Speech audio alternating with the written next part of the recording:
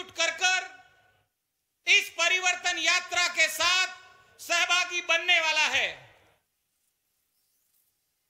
उद्बोधन की श्रृंखला में अगले क्रम में मैं जयपुर शहर के सांसद आदरणीय रामचरण जी बोहरा को आमंत्रित करता हूं कि आप पधारें और हम सभी को उद्बोधित करें।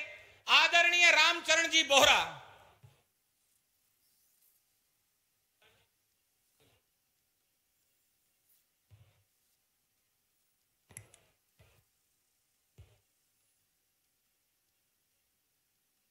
बोले गणेश जी महाराज की। दोनों हाथ खड़े करके बाबूलाल जी देखो, मत दोनों हाथ खड़े करो, जयकारा लगाओ। बोलिए गणेश जी महाराज की। परिवर्तन यात्रा के इस भव्य और गरिमामय कार्यक्रम में मंच पर उपस्थित भारत सरकार में जल शक्ति मंत्री और यहाँ के राजस्थान प्रदेश के जोधपुर के सपूत, हम सब के मार्गदर्शक आदरणीय गजेंद्र सिंह जी शेखावत साहब,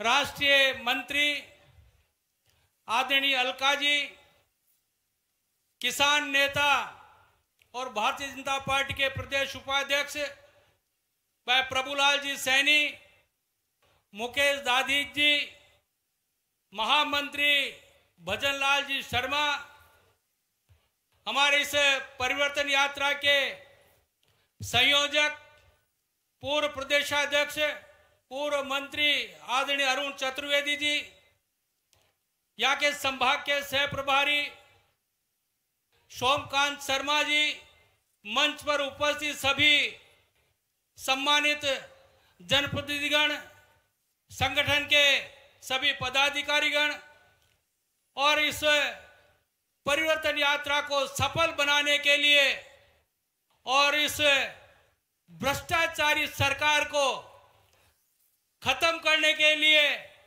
आए हुए सभी भाइयों बहनों नौजवान साथी, परिवर्तन यात्रा का शुभारंभ जिस प्रकार से हम कोई भी काम शुभ काम करते हैं तो उसमें गणेश जी को निमंत्रित करते हैं। और मैं आज इस धरती पर हमारे राष्ट्रीय अध्यक्ष माननीय जेपी नड्डा जी के माध्यम से उनके अगुवाई में यह परिवर्तन यात्रा का आगाज हो रहा है। बंधुओं, जिस प्रकार से ये कांग्रेस ने झूठ पाखंड करके राज हासिल किया और इनके जो युवा नेता हैं उन्होंने कहा कि मैं 10 तक की गिनती करूंगा और किसानों का कर्जा माफ हो जाएगा, युवाओं को बेरोजगारी भत्ता मिलेगा।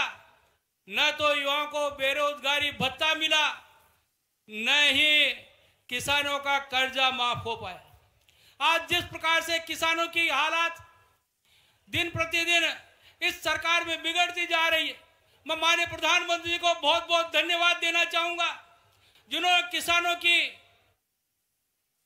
बात को समझा।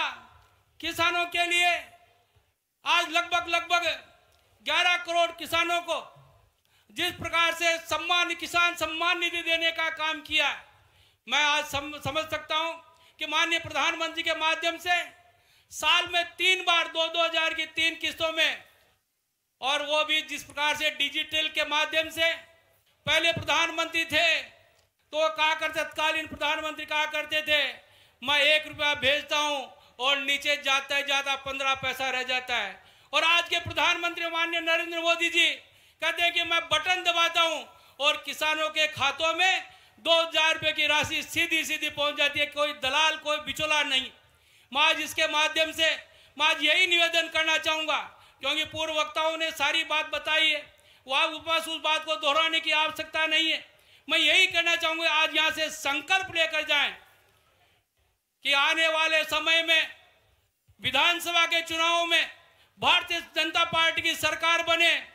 आने वाले 2024 में माननीय नरेंद्र मोदी के नेतृत्व में जिस प्रकार का विकास का काम हो रहा है, और अभी थोड़े दिन पहले चंद्रयान मिशन 3 का सफल लैंडिंग होने का काम दक्षिणी ध्रुव पर हुआ, और आज आदित्य L1 का बहुत ही लॉन्चिंग, बहुत ही श्रेष्ठ तरीके से लॉन्चिंग होने का काम हुआ। तो अब मैं समझता हूं कि भारत के प्रधानमंत्री आदरणीय नरेंद्र मोदी ने जिस प्रकार का जो एक ध्येय वाक्य कहा है, सबका साथ हो, सबका विकास हो, हम सबका एक दूसरे के प्रति विश्वास हो और हम सब 140 करोड़ देशवासियों का प्रयास हो, एक भारत श्रेष्ठ भारत बनाने में हम सब काम लगे, संकल्प ले जाएं। 2023 का जो विधानसभा का चुनाव है उसमें भारतीय जनता पार्टी की राजस्थान में सरकार बने और इस भ्रष्टाचारी सरकार को घर बिठाने का काम करें। बहुत बहुत धन्यवाद। जय हिंद, जय भारत।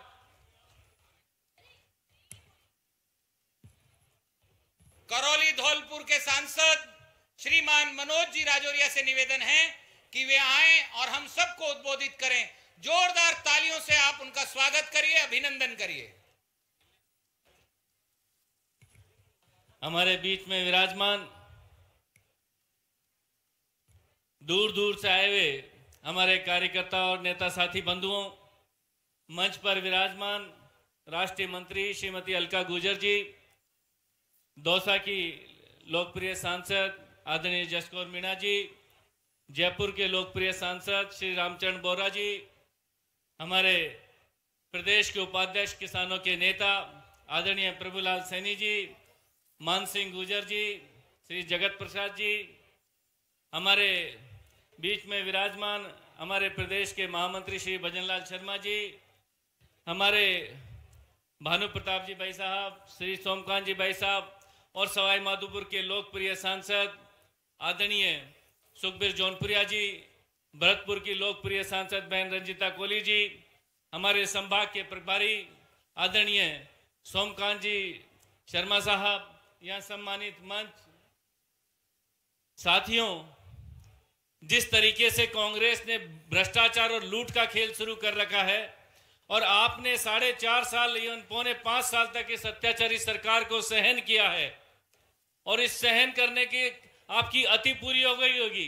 आपने देखा होगा कि कोई भी गांव गली ऐसा नहीं है जहां आपने भ्रष्टाचार नहीं देखा होगा और कांग्रेस ने उस भ्रष्टाचार को एक संस्कृति बना दिया।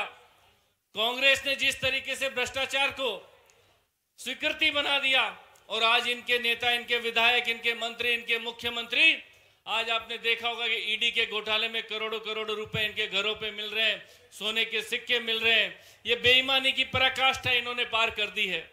जिस तरीके से दलितों पर अत्याचार की बात है, दलितों पर अन्याय की बात है।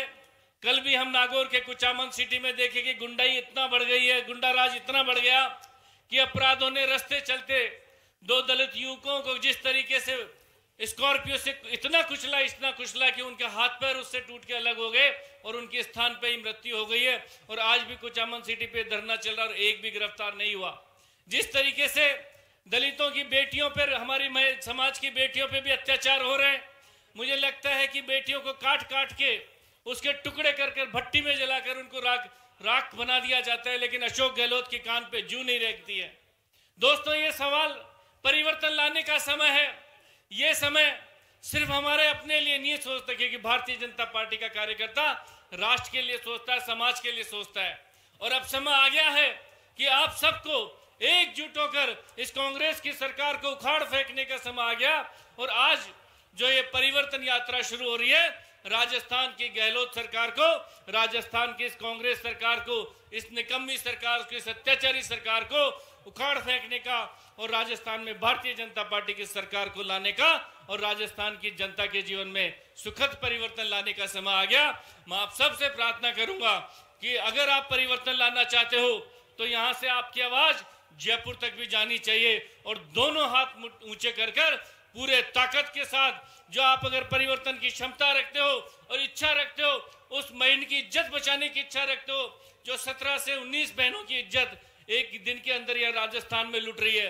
अपराधी जिस तरीके से लूट कर रहे हैं, भ्रष्टाचार हो रहा है, इसको रोकना चाहते हो तो पूरी ताकत से दोनों हाथों को ऊंचा उठाकर भारत माता की जय लगाकर इस परिवर्तन यात्रा का आप शंखनाद करेंगे।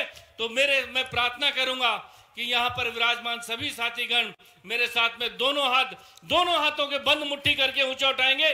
दोनों हाथ अगर इस यात्रा में एक भी आदमी परिवर्तन यात्रा में शामिल नहीं हो रहा तो मुझे लगता है वो ताकत नहीं जुड़ पाएगी। मेरी हाथ जोड़ के विनती है, पूरी ताकत के साथ में दोनों हाथों को उठाएंगे, दोनों हाथों को ताकत से मुट्ठी बंद कर लेंगे और नारा लगाएंगे,